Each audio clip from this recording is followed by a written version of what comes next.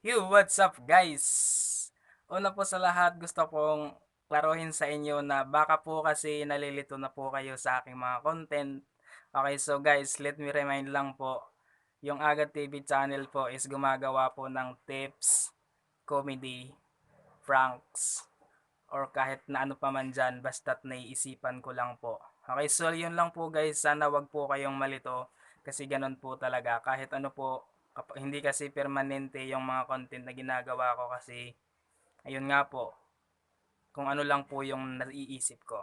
Okay, so yun po guys, yung Aga TV channel ay gagawa po ng tips or tutorial kung paano nga ba mag-sign up or mag-build up ng United States tax form. Okay, so yun guys, si YouTube kasi ay nag-update po, okay? Nagbigay po siya ng update na kailangan na po mag-sign up or mag-build up ng tax sa United States. Okay?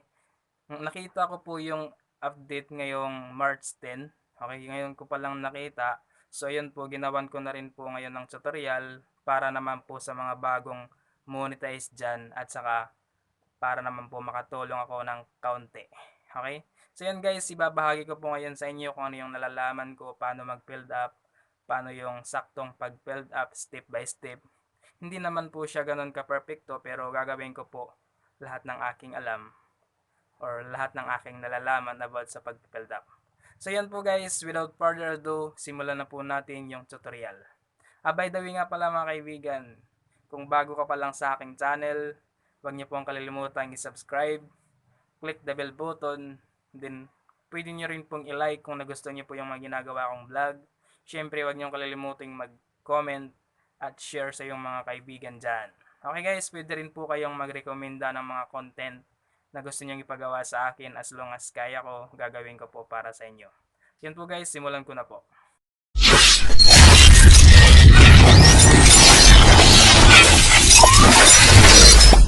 Subscribe to my channel and also press this bell icon. So ayun, nandito na tayo guys. Punta po tayo sa Google Chrome. Then i-stop site po natin. Yan po, kailangan po nating mag-login sa ating account, Gmail account. Tapos yan po dyan guys, nakikita nyo po na meron na po akong approve. So ngayon guys, click nyo po yung individual.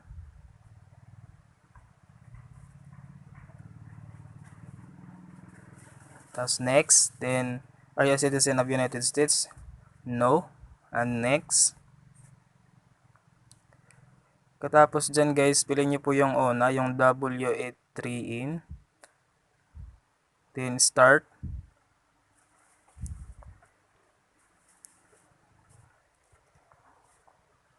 Ngayon guys, dito makikita nyo is, una po kayo punta sa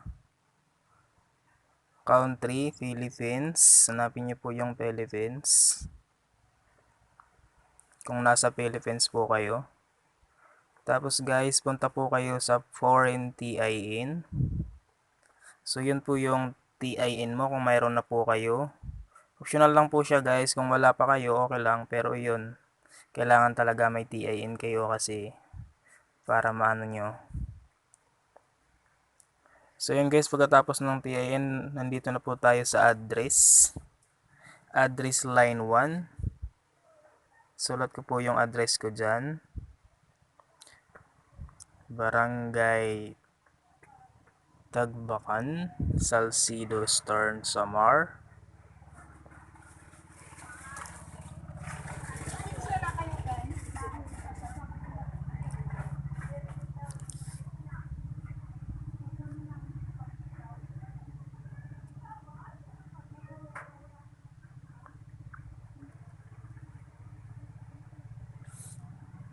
Sunod naman po guys is yung town or city.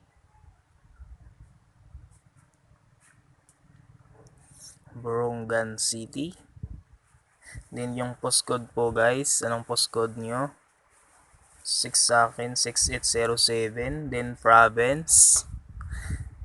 Province of Stern, Samar. Tapos click nyo lang po yung mailing address. or checkbox, yung postal address is permanent residence. Okay, check nyo lang po yan.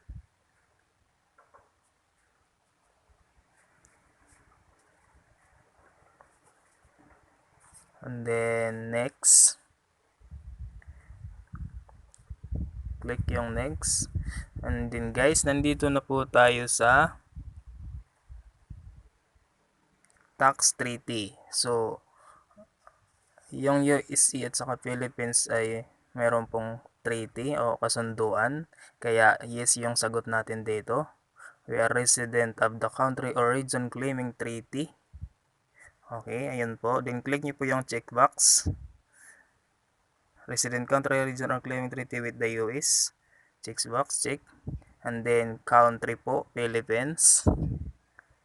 Hanapin nyo po yung Philippines. Yan po.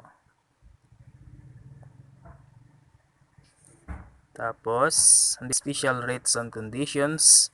Yung una po is services or such as an AdSense. Click nyo yung checkbox. Then, click yung article and paragraph.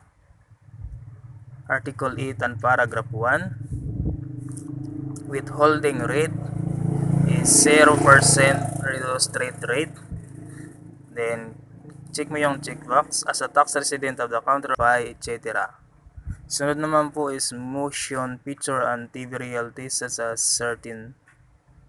So, yung click nyo po yung checkbox ulit. Then, punta kayo sa article and paragraph. Article 13 and paragraph 2E. Withholding rate is 15%. Okay.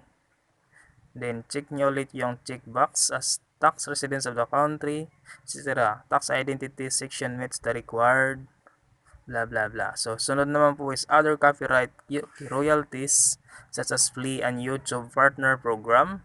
Punta po kayo sa is 15 reduce, 15%.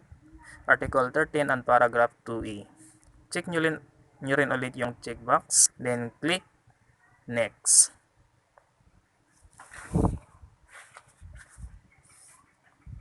So yan po guys, pwede nyo pong i-download yung apat na form para mayroon din po kayong copy.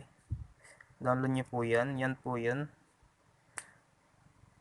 Okay, isa-isa nyo pong pag-download nyan. Pag natapos nyo po is check nyo yung checkbox na I confirm that I have reviewed the generated tax.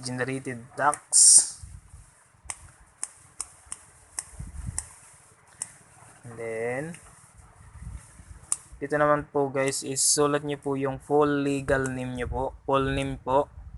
From first name, middle initial, sulat nyo po dyan guys. Yung sa akin, yan po.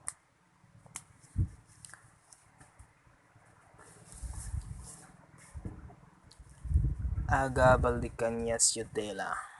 O, yan po yung full legal name ko. Then, dito naman po is yung section and completing this form on my behalf. So, yan po yung click nyo. Okay. Yun yung option na piliin nyo kasi kayo naman po yan. Ako naman po to. Okay. Sa akin naman po ito. And then, click next. Next. Yan po. Dito naman po is how this individual identify the tax identity section performed by any DOS. So, no. No po yung sagot natin dito, guys.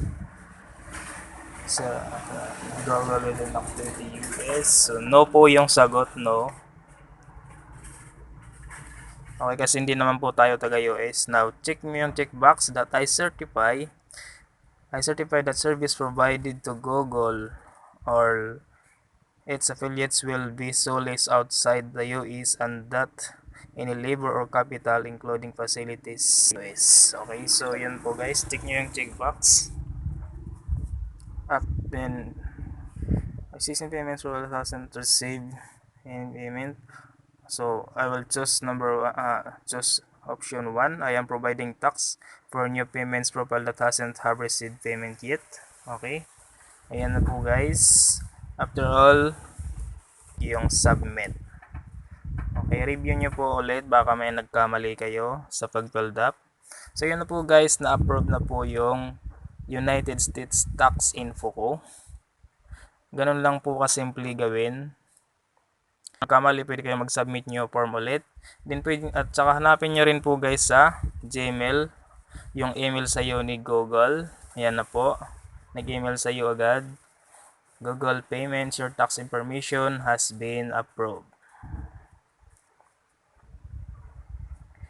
Ayan na po. So ganun lang po guys kasimple mag-filled up ng tax sa United States dito sa Google AdSense.